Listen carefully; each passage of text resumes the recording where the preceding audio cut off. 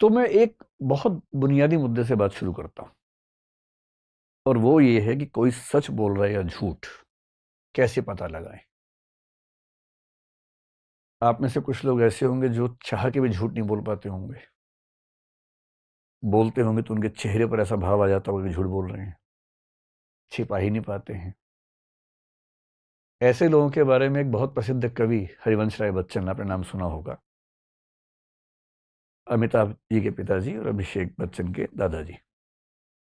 उन्होंने एक बड़ी अच्छी पंक्ति लिखी थी खुद को संबोधित करते हुए, गर छिपाना जानता तो जग मुझे साधु समझता, शत्रु मेरा बन गया है छल रहित व्यवहार मेरा। यानी मुझे छिपाना नहीं आता, अगर मुझे छिपाना आता तो लोग मुझे साधु समझते, पर मैं छिपा ही नहीं पाता हूं, तो मेरी कमजोरियां, मेरी गलतियां सामने आ जाती हैं और लोग समझ जाते हैं कि मैं साधु नहीं हूं, मैं एक बहुत सामान्य व्यक्ति हूं। पर आप में से कुछ लोग शायद ऐसे भी हों जिनको बहुत सफाई से बात छिपाने की अदा आती हो। आपको न भी आती हो, आपके आसपास ऐसे कुछ लोग तो होंगे ही होंगे जो झूठ बोलते हैं और बड़ी सफाई से बोलते हैं, कायदे से बोलते हैं। उनके बारे में भी एक बहुत प्रसिद्ध शायर ने एक शेर लिखा, वसीम बरेलवी, शायद नाम सुना हो आपने, बहुत प्रसिद्ध शायर हुए हैं। वो कह रहे हैं, वो झूठ बोल रहा था बड़े सलीके से, वो झूठ बोल रहा था बड़े सलीके से, मैं एतबार न करता तो क्या करता। ऐसे भी लोग होते हैं। अब दिक्कत यह है कि हम जिस सोशल सेटिंग में हैं, जिस समाज में हैं, जिन संबंधों में हैं, हमारे बहुत सारे फैसले इस बात पे टिके होते हैं कि हमसे जो व्यक्ति बात कर रहा है वो सच बोल रहा है कि झूठ बोल रहा है। और ऐसी कोई मशीन तो है नहीं कि हम जान लें। तो फिर लोग क्या करते हैं? बहुत छोटा बच्चा झूठ नहीं बोलता है क्योंकि उसके पास झूठ बोलने की कोई वजह नहीं है, उसे झूठ बोलने की समझ भी नहीं है। बहुत छोटा बच्चा जब झूठ बोलना सीखता भी है तो पकड़ा जाता है क्योंकि उसको झूठ बोलने की अदा नहीं आती है। सूरदास के काव्य में एक बड़ा अच्छा प्रसंग है जिसको यूं समझिए कि कृष्ण जी ने मक्खन खा लिया है, उनकी माँ को पता लगा कि मक्खन गायब हो गया है। माँ ने बच्चे से पूछा, बेटा मक्खन गायब हो गया, तुमने तो नहीं लिया? कृष्ण जी के मुंह पे मक्खन लगा हुआ है, चेहरे पे, नाक पे, सब जगह लगा हुआ है, और बड़ी मासूमियत से कह रहे हैं, नहीं मम्मी मुझे तो नहीं पता मक्खन कहाँ चला गया। अच्छा, मम्मी भी बहुत खुश हो रही है उस अदा पे, उस बचपन को देख के। वो कह रही है, बेटा तुमने तो नहीं लिया होगा, मैं जानती हूँ। कृष्ण ने कहा कि मम्मी मैंने तो नहीं खाया, पता नहीं किसने खा लिया। तो मम्मी कह रही है कि बेटा मैं जानती हूँ तुम तो खा ही नहीं सकते हो, तुम तो बहुत ही अच्छे बच्चे हो, चलो हम मिलकर ढूंढ दें किसने खाया, कहाँ चोरी हो गया। वो दोनों ढूंढ रहे हैं। अब बच्चा नहीं समझ पा रहा है कि बच्चे की चोरी पकड़ी जा चुकी है, क्योंकि बच्चों को झूठ बोलना नहीं आता है। ठीक है, आपने भी सीख लिया होगा, लेकिन बहुत छोटे बच्चों को नहीं आता है। बोलते हैं क्योंकि बच्चों के पास अपने डिफेंस का एक ही मैकेनिज्म है, झूठ बोलना। जब उनको लगता है कि फंस जाएंगे, जब उनको लगता है कि पिटाई हो जाएगी, तो झूठ बोलना एक डिफेंस मैकेनिज्म है। वो झूठ बोलते हैं, पकड़े जाते हैं, फिर पिटते हैं। फिर दो पिटाइयाँ होती हैं, एक तो गलत काम की, एक झूठ बोलने की भी होती है अलग से।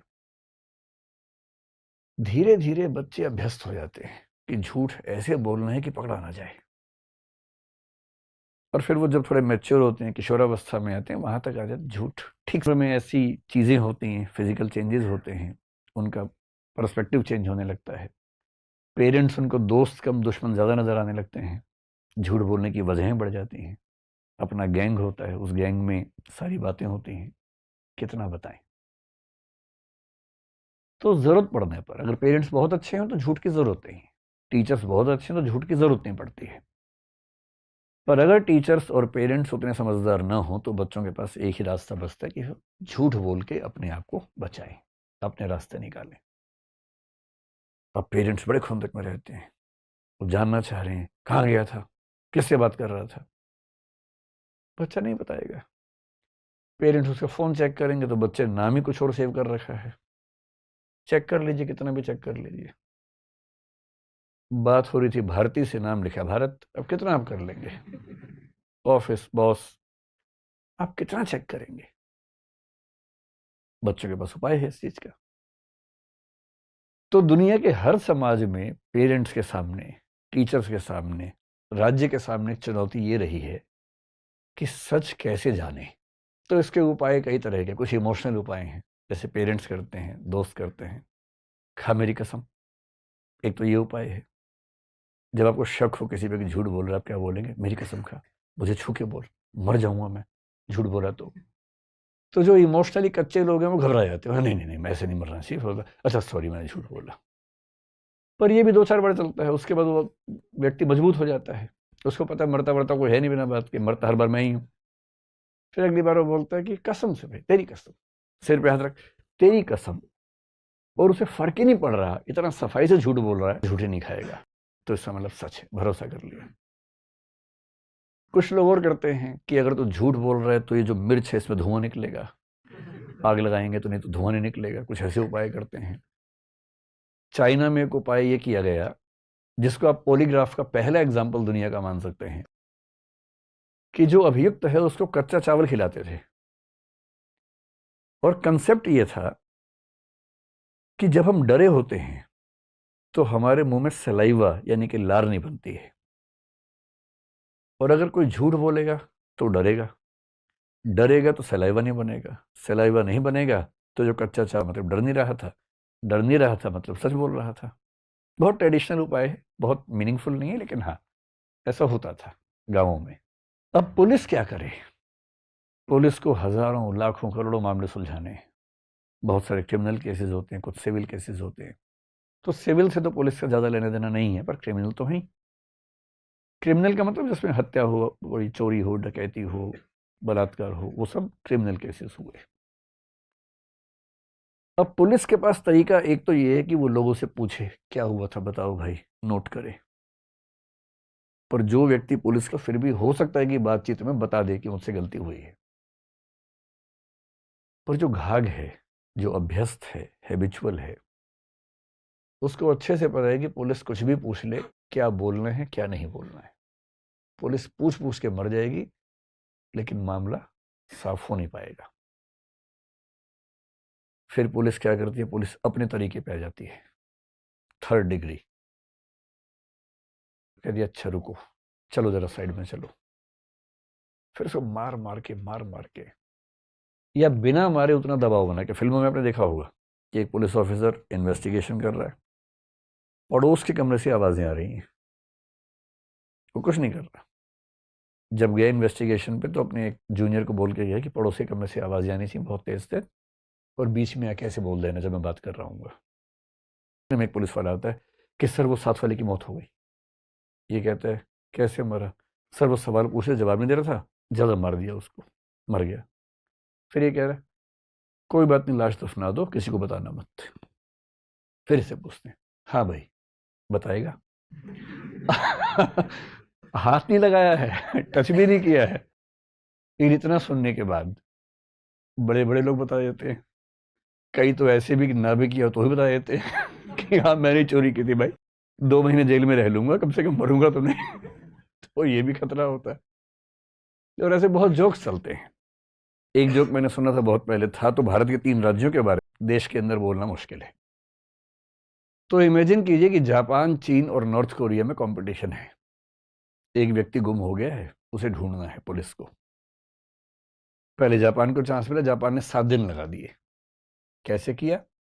सारे सैटेलाइट, उसका फोन ट्रैक किया, और जो उसकी लोकेशन है वो सब ट्रैक करके फिर पूछताछ करके आखिरकार उसको ढूंढ लेते हैं। फिर चाइना के पास केस गया, उसने 2 दिन में ढूंढ लिया। तो कैसे ढूंढा? जो आदमी गुम हुआ था उससे सारे रिश्तेदारों को उठवा लिया, और रिश्तेदारों को बंद करके इतना पीटा कि नहीं बताओगे तो मार देंगे। अंत में किसी ने बता दिया, ढूंढ के लिए 2 दिन में हो गया काम। फिर केस नॉर्थ कोरिया गया, नॉर्थ कोरिया ने 1 घंटे में सॉल्व कर दिया। कैसे किया? तो जो आदमी गुम हुआ था उसका नाम ली था मान लीजिए, तो ली गुम हुआ, कंप्लेंट हुई कि ली गुम हो गया है। ली की फोटो देखी, उसी शक्ल का आदमी ढूंढा एक और, उसको पकड़ा, खूब कस के पीटा, वो बोल तू ली है, बोल तू ली है। मैं दिखा दिया कि ली पाया गया, इसकी शक्ल थोड़ी बदल गई है पर यह है ली ही, इसी से पूछ लो। वो बोल रहा मैं ली हूँ, क्योंकि उसको पता वरना पीटूंगा और ज्यादा। तो इन्वेस्टिगेशन के प्रोसेस में थर्ड डिग्री का मतलब ये होता है कि किसी को मार पीट के या बिना मारे पीटे ऐसा दबाव बना के जिस दबाव को वो झेल ना पाए। कभी कभी ये भी होता है कि पड़ोस की जगह से आवाज़ ये नहीं आती कि मर गया, फिर क्या होता है किससे पूछते हैं कि देख भाई बता दे, कह रहे सर मैंने कुछ किया ही नहीं। चल कोई बात नहीं। इतने में एक आदमी आके बोलता है कि सर इनके पेरेंट्स को और बच्चों को उठवा लिया है, क्या करना है? और वो जो सुल्तान नाम का कसाई है उसके पास भेज दिया है, मरवा दें या भी रखना है जिंदा शाम तक। अब ये कह रहा है कि 1 घंटा रुको भी फिर देखते हैं। ये कह रहा भाई बता दे, नहीं बताएगा। फिर उसको बोलता है यार 1 घंटे में अगर ये बता दे तो ठीक है, वरना नहीं। लेकिन उस समय उस व्यक्ति को लगता है कि मैं खत्म, परिवार खत्म। पुलिस को शौक नहीं है ये सब करने का। पुलिस के ऊपर दिक्कत ये है कि इतने केसेस हैं, सॉल्व ना करे तो टीवी चैनल अखबार पीछे पड़ जाते हैं कि कैसी पुलिस है, कोई काम नहीं करती है। सॉल्व करने के जो वैध तरीके हैं वो उनके लिए बहुत यूजफुल नहीं है, दबाव उनके ऊपर बहुत ज्यादा है। और इस वजह से एक संकट हमेशा रहता है कि हम किसी आरोपी से, किसी एक्यूज से, किसी गवाह से सही बात कैसे पूछें। और 20th सेंचुरी में, 19th सेंचुरी के अंत से कहना चाहिए, कमाल होना शुरू हुआ तकनीक के क्षेत्र में। और ऐसा कमाल हुआ कि अब वही बात जान सकते हैं, इसके बावजूद कि वो बताना नहीं चाह रहा। और ऐसी तकनीकें बहुत सारी हैं। 3 प्रमुख तकनीकें हैं जिन पर आज हम बात करेंगे। उनमें से एक तकनीक का नाम है पॉलीग्राफ, एक का नाम है नार्को एनालिसिस और एक का नाम है ब्रेन मैपिंग। तो पहले थोड़ा समझते हैं कि क्या है, फिर अंत में इस मामले में आएंगे कि इनको कंपल्सरी करना ठीक रहेगा या नहीं रहेगा, इनकी जो एडमिसिबिलिटी है, इनको एविडेंस के तौर पर मानना वो अपने आप में ठीक है या उसमें कुछ खतरे हैं, वो सब बातें उसके बाद समझेंगे। तो 3 तकनीक हैं और इन तकनीकों को अगर हमें समझना हो कि कौन सी तकनीक है,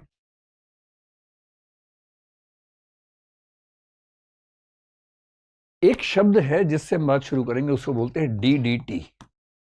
इसको बोलते हैं डिसेप्शन डिटेक्शन टेक्निक। डिसेप्शन मैं उम्मीद कर रहा हूं कि आप समझ पा रहे होंगे, डिटेक्शन भी समझ पा रहे होंगे और टेक्निक तो खैर कोई बात ही नहीं है। डिसेप्शन का मतलब है धोखा, कि आप कुछ छिपा रहे हैं, झूठ बोल रहे हैं या सच नहीं बोल रहे हैं। डिसीव करना, धोखा देना। डिटेक्शन का मतलब है पहचान लेना और टेक्निक मतलब तकनीक। यदि कोई आपको धोखा दे रहा है तो उस धोखे को पहचान लेने की तकनीक, इसको बोलते हैं डिसेप्शन डिटेक्शन टेक्निक। और फिलहाल हमारी दुनिया के पास 3 तकनीकें हैं। फ्यूचर तो बहुत ही अलग किस्म का होने वाला है। अभी जो तकनीक, दूसरे का नाम है नार्को एनालिसिस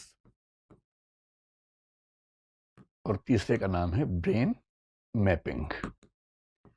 अच्छे से समझते हैं कि क्या होता क्या है, और कल को मान लीजिए समझ लेंगे और उसके बाद मैं आपसे पूछूंगा क्या करना चाहिए सरकार को, राज्य को, सुप्रीम कोर्ट को, फिर देखेंगे आपकी राय क्या बनती है। पहले जान तो लें कि मसला है क्या।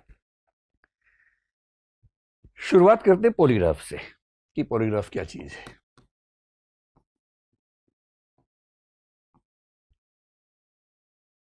पॉलीग्राफ के लिए एक शब्द आपने और सुना होगा, उसको बोलते हैं लाई डिटेक्शन टेक्निक। कभी आपने सुना है कि झूठ पकड़ने वाली मशीन होती है कुछ, लाई डिटेक्टर? तो लाई डिटेक्टर को ही बोलते हैं पॉलीग्राफ। पॉलीग्राफ उस मशीन का नाम है जो झूठ पकड़ती है, इसलिए सामान्य भाषा में बोलते हैं झूठ पकड़ने की मशीन या लाई डिटेक्टर। अगर आपको थोड़ा सा और समझना हो इस मामले में तो आप एक फिल्म, बस 3 लोगों ने देखी है, चलिए देख लीजिएगा इसी बहाने। ये फिल्म लगभग पूरी तरह से इसी टेस्ट पे बेस्ड है। सनी देओल इसमें एक कैरेक्टर है जिसके ऊपर टेस्ट किया गया और टेस्ट फेल हो गया। ये टेस्ट फेल हो जाता है, कोई बहुत समझदार आदमी टेस्ट को फेल कर देता है। इससे भी मन ना माने तो एक टीवी पे प्रोग्राम आया था कुछ साल पहले जिसका नाम था सच का सामना। ये आपने शायद देखा होगा, आपकी जनरेशन की बात है, 5-7 साल पहले मेरे ख्याल से आया था। राजीव खंडेलवाल एक एक्टर हैं, वो इसको होस्ट करते थे। 2 इसके सीजन्स आए थे, फिर बंद हो गया था। बड़ा खतरनाक प्रोग्राम था। इसमें जो पार्टिसिपेंट थे उन्हें इस मशीन के सामने बैठना होता था, झूठ बोलेंगे तो मशीन बोल देगी झूठ बोल रहा है, सच बोल देंगे तो प्राइस तो मिल जाएगा, रिश्ते टूट जाएंगे उसके बाद। और उनके परिवार के लोग साथ में बैठे होते थे वहां पर। अब सोचिए कि एक पति पार्टिसिपेंट है, पत्नी बहुत खुश होकर आई है कि आज मेरे पति का टेस्ट है, प्राइज मिलेगा, और उसी में एक सवाल ऐसा आ गया। पति ने जवाब दिया बड़ा अच्छा सा, कुछ भी पूछा कि क्या किसी और को पसंद करते हैं आजकल?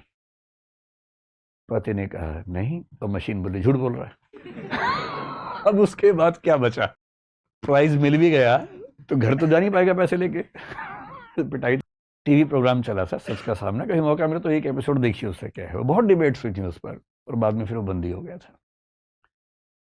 तो ये पॉलीग्राफ टेस्ट के बेस पर कुछ प्रोग्राम्स जो मीडिया में दिखाए गए वो हैं। पॉलीग्राफ टेस्ट क्या होता है? देखिए, इसका जो प्रिंसिपल है, एक शब्द समझते हैं, वो शब्द है साइकोसोमैटिक इंटरेक्शन। सारा खेल इस प्रिंसिपल का है। साइकोसोमैटिक शब्द बहुत पॉपुलर है साइकोलॉजी में, कोई मुश्किल चीज नहीं है, मुश्किल शब्द बड़े आसान होते हैं अगर उसका मतलब समझ लें तो। साइकोसोमैटिक का मतलब है, साइको मतलब जो चीज मन में शुरू होती है, सोमैटिक मतलब जिसका असर शरीर पे भी चला जाता है। क्या हम शरीर हैं? कुछ कहते हैं नहीं, शरीर तो बदलता रहता है, मर भी जाता है, पर आत्मा स्थायी रहती है। आत्मा है या नहीं है तो कैसी है, इसका प्रमाण तो कुछ है नहीं, ये तो एजम्पशंस है, मान्यताएं हैं। अधिकांश धर्म मानते हैं इस चीज को, कई दार्शनिक मानते हैं, पर आत्मा को किसी ने देखा तो नहीं है, साबित तो नहीं किया है, वो तो एक एजम्पशन है। तो कोई कहता है कि नहीं, हम आत्मा हैं, हम शरीर नहीं हैं। कोई कहता है कि शरीर भी है, आत्मा भी है, इनके बीच में एक इंटरेक्शन होता रहता है, जैसे डेकार्ट एक फिलोसोफर ने कहा। भारत में आमतौर पर माना गया कि हम शरीर नहीं हैं, हम आत्मा हैं। शंकराचार्य ने कहा, कई लोगों ने कहा। इस पर कभी डिस्कस करेंगे कि आत्मा और चेतना को लेकर जो लेटेस्ट टेक्नोलॉजिकल डेवलपमेंट्स हैं, रिसर्चेज हैं, वो क्या संकेत कर रही हैं। बहुत इंटरेस्टिंग आजकल हैं चीजें ये वाली। और हो सकता है कि सभी धर्मों की मान्यताएं एग्जैक्टली साबित ना हो पाए अगर विज्ञान ने कुछ और एक्सपेरिमेंट्स उस रास्ते पे कर लिए तो। शुरू होने वाली कोई चीज यदि शरीर पे भी असर पैदा कर दे, उसको बोलते हैं साइकोसोमैटिक। जैसे जब आप चिंतित होते हैं, आपका मूड जब खराब होता है, मूड खराब होने की वजह क्या है? एक फीलिंग होती है। फीलिंग तो एक मन की बात है। जैसी मूड खराब हुआ एक फीलिंग की वजह से, वैसे ही आपका एक्टिव होने का मन नहीं करता, आपकी बॉडी पैसिव हो जाती है। लोग कहते हैं कि चलो घूम के आते हैं, कहते नहीं यार मन नहीं कर रहा, मूड नहीं है। शरीर भी काम नहीं कर रहा। किसी को एंग्जाइटी होती है, बहुत चिंता होती है, तो किसी को डिप्रेशन होता है, तो उसकी बॉडी एग्जैक्टली काम करना ही बंद कर देती है। इसका मतलब मन में होने वाली समस्याएं हमारे शरीर पर भी असर डालती हैं। इसको बोलते हैं साइकोसोमैटिक इंटरेक्शन। तो पॉलीग्राफ की शुरुआत जिस व्यक्ति ने की थी बहुत पहले 19वीं सेंचुरी में, उसका नाम था लोम्ब्रोसो। लोम्ब्रोसो एक बहुत कमाल का आदमी है, जिसकी बात हम कभी करेंगे, कभी एक वीडियो इस बारे में बनाएंगे कि कोई व्यक्ति अपराध क्यों करता है। किताब लिखी, और उस किताब में उसने जो व्याख्या दी, वो व्याख्या ये कहती है, ये लोम्ब्रोसो व्यक्ति है जो मॉडर्न क्रिमिनोलॉजी है उसका फादर उसको बोलते हैं। इटली के व्यक्ति थे, 19वीं सेंचुरी के अंत में 1876 के आसपास काम कर रहे थे। इटालियन में किताबें लिखी। उस इटालियन की जो सबसे प्रसिद्ध किताब है लुओमो डेलिंक्वेंटे, इटालियन भाषा में, उसका इंग्लिश अनुवाद है द। उन्होंने एक थियरी दी, और थियरी ये दी कि डार्विन का नाम सुना आप लोगों ने? डार्विन ने 1859 और 1871 में 2 बुक्स लिखी थी, और ये 1876 में लिख रहे हैं, उनके 5 साल के बाद लिख रहे हैं। तो उस समय डार्विन का ऐसा प्रभाव था कि यूरोप के सभी बताया था कि इवोल्यूशन होता है, उद्विकास होता है। उसी इवोल्यूशन के प्रिंसिपल को इन साहब ने अप्लाई किया और कहा कि जो लोग अपराध करते हैं वो दरअसल वो लोग हैं जो इवोल्यूशन की दौड़ में थोड़ा सा पीछे रह गए हैं, जिनमें एनिमल्स वाली टेंडेंसीज थोड़ी बची हुई हैं, ह्यूमंस वाली थोड़ी कम है, क्योंकि इवोल्यूशन कम हुआ है। इतना ही नहीं, 4000 अपराधियों का अध्ययन किया, 400 डेड बॉडीज का अध्ययन किया, उनके चेहरे के जितने फीचर्स हैं उनके बहुत सारे अनुपात निकाले कि नाक का साइज कितना है, आंख का साइज कितना है, उन सब के बहुत सारे रेशो निकाले। उन रेशोज के बेस पे व्याख्याएं की, और कहा कि जो इंसान का स्ट्रक्चर है 3 तरह का होता है, एक एक्टोमॉर्फ होता है, एक एंडोमॉर्फ होता है, एक मीजोमॉर्फ होता है।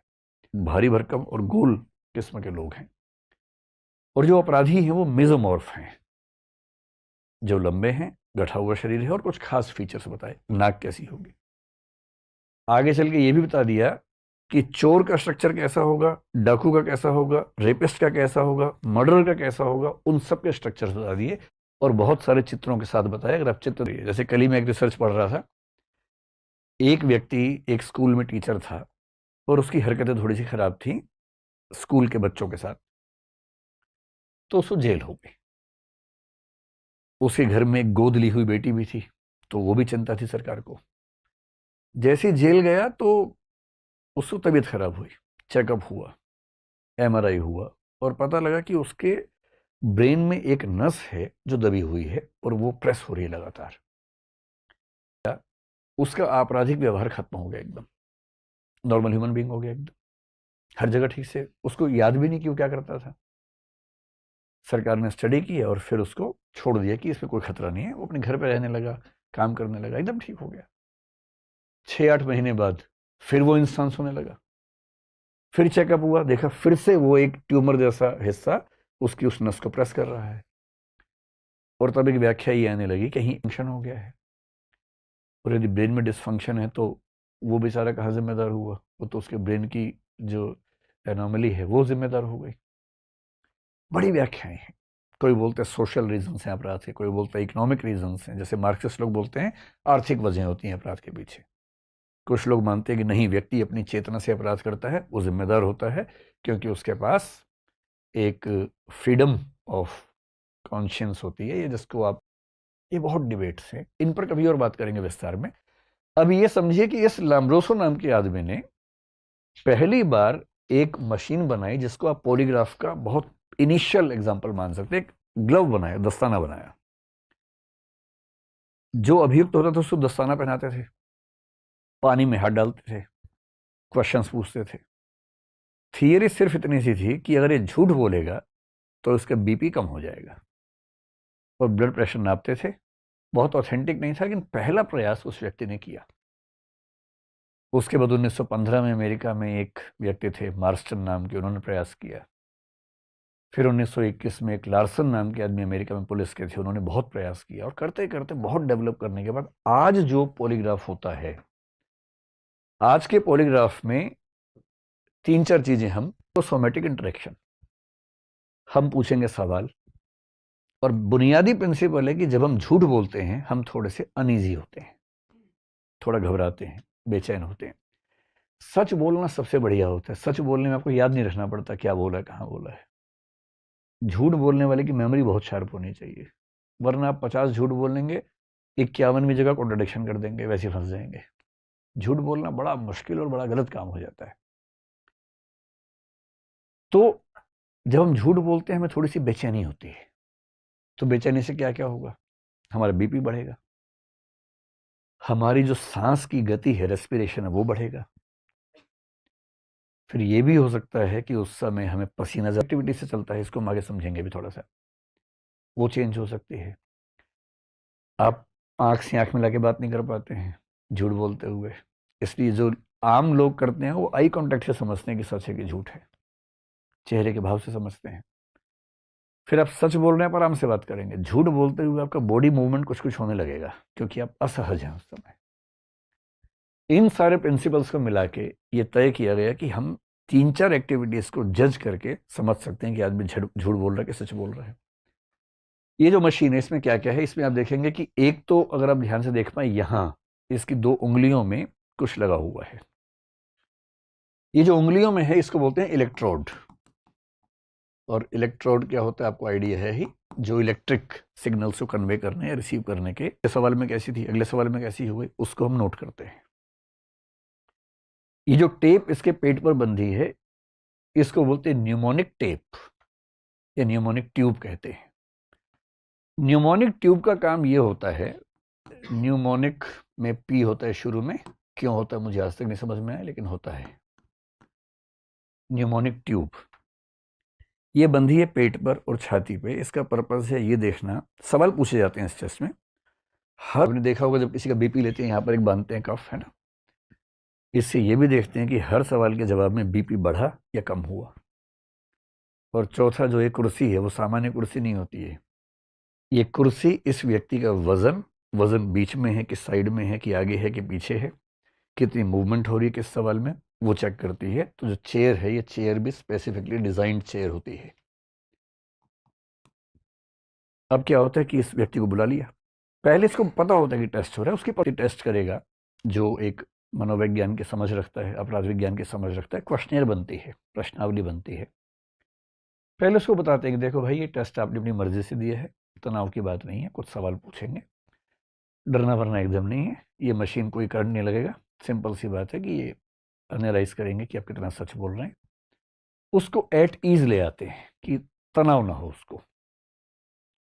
फिर जब टेस्ट शुरू होता है, कुछ ऐसे सवाल पूछ लेते हैं अजीब अजीब से, आलू का रेट क्या चल रहा है आजकल, कुछ भी ऐसे, ताकि उन सवालों से उसको ये समझ में आए कि एक सामान्य सवाल पे उसकी ये सब बीच बीच में वो सवाल आते हैं। और देखते हैं कि सामान्य सवाल में सारे रेट्स क्या थी, उस सवाल में रेट्स क्या हुई। और फिर उस व्यक्ति के हिसाब से, क्योंकि क्या होता है ना, कुछ बहुत मासूम लोग हैं। अब जैसे आप में से किसी को कोई बिठा दे यहाँ पर, आप कितना भी सच बोलेंगे, इसी घबराहट में ये मशीन के सारे पैरामीटर बढ़ जाएंगे कि पता नहीं क्या होने वाला है मेरे साथ। जो मासूम व्यक्ति होते हैं, उनका तो हर जवाब हाई पर रहता है, उस समय घबरा जाते हैं। कुछ हैं सुपर घाट टाइप के लोग, फर्क ही नहीं पड़ रहा, इतना अच्छा झूठ बोलते हैं, इतना सलीके से, मैं एतबार न करता तो क्या करता, उस वाले भाव से। तो ऐसा हो सकता है कोई आदमी झूठ बोल रहा हो, लेकिन इतने कॉन्फिडेंस से कि ना हिल रहा है, ना हार्ट बीट्स बढ़ रही हैं उसकी, ना स्किन का करंट चेंज हो रहा है, ना श्वसन की गति बदल रही है, कुछ नहीं हो रहा उसको। और जो बेचारा मासूम से चला गया, सब कुछ बढ़ गया अचानक, डर के मारे। एक खतरा तो होता ही है इसमें। तो करते क्या है, शुरू में ना हर व्यक्ति का एक नॉर्मल लेवल जज करते हैं कि किसी का नॉर्मल लेवल 0 हो सकता है, किसी का 4 हो सकता है। वो शुरू 4 से कर रहा है। जो मासूम सा आदमी है, हर चीज में 4 लेवल ऊपर बढ़ा हुआ है, तो उसका नॉर्मल 4 मान लेंगे। वहां से काउंट करना शुरू करते हैं, गैप कितना आया, कि वो सच बोलेगा तो भी तनाव के चौथे बिंदु पे है, झूठ में तनाव के 8वें बिंदु पे हो गया सिर्फ। तो ऐसे एक अमाउंट फिक्स करते हैं, मात्रा फिक्स करते हैं उस व्यक्ति के अनुसार, और हर क्वेश्चन के साथ नोट करते हैं सारी वैल्यूज और उसकी टोटल वैल्यू क्या निकलेगी। उसके बेस पे तय होता है कि सच की वैल्यू यहां से यहां तक मानेंगे, यहां से यहां तक बोलेंगे झूठ है, और बीच की एक वैल्यू होती है जो कैन नोट से या तय नहीं हो पा रहा। इस तरह से टेस्ट होता है। अब ये टेस्ट आपने अगर देखा हो तो उसके बहुत फेमस एग्जांपल्स मैंने आपको 2 फिल्मों का या सीरियल का एग्जांपल दिया, वो इसके एग्जांपल्स हैं।